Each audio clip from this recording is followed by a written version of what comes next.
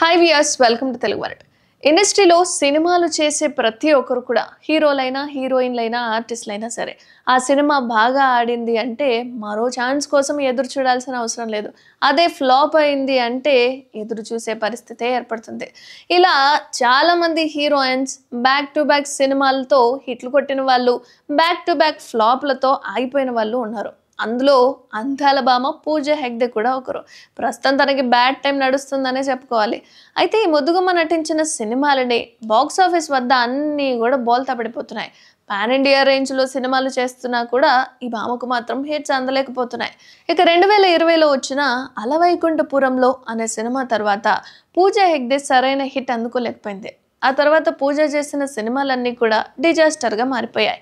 తెలుగు, తమిళ్, హిందీ భాషల్లో సినిమాలు చేసినా కూడా అంతగా ఫలితం లేకపోయింది. చేసిన సినిమాలన్నీ ఫ్లాప్ అవడంతో పూజకు ఆఫర్స్ కూడా తగ్గిపోయాయి.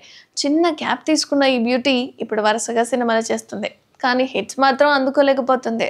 అయితే తాజాగా పూజ చేసిన కామెంట్స్ అనేవి సోషల్ మీడియాలో వైరల్గా మారిపోయాయి.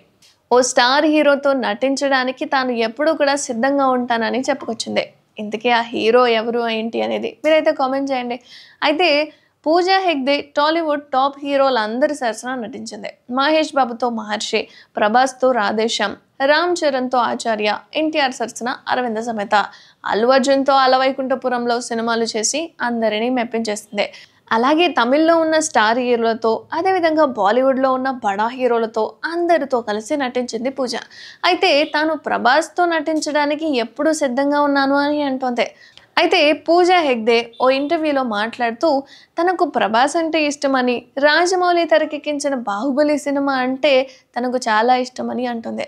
అలాగే బాహుబలి 3 తెరకెక్కిస్తే ఖచ్చితంగా నటిస్తా అని, పాత్ర కోసం ఎలాంటి త్యాగమైనా చేస్తా అని అంటుంది. అండ్ ప్రభాస్తో మరోసారి కలిసి నటించేందుకు తాను చాలా ఆసక్తిగా ఎదురు చూస్తున్నానని, ప్రభాస్తో రొమాన్స్కు రెడీ అంటూ చెప్పుకొచ్చింది పూజ. అయితే ఈ కామెంట్స్ ఇప్పుడు సోషల్ మీడియాలో వైరల్గా మారిపోయాయి. ఇక ప్రభాస్ విషయానికి వస్తే వరుసగా సినిమాలతో బిజీగా ఉన్నాడు.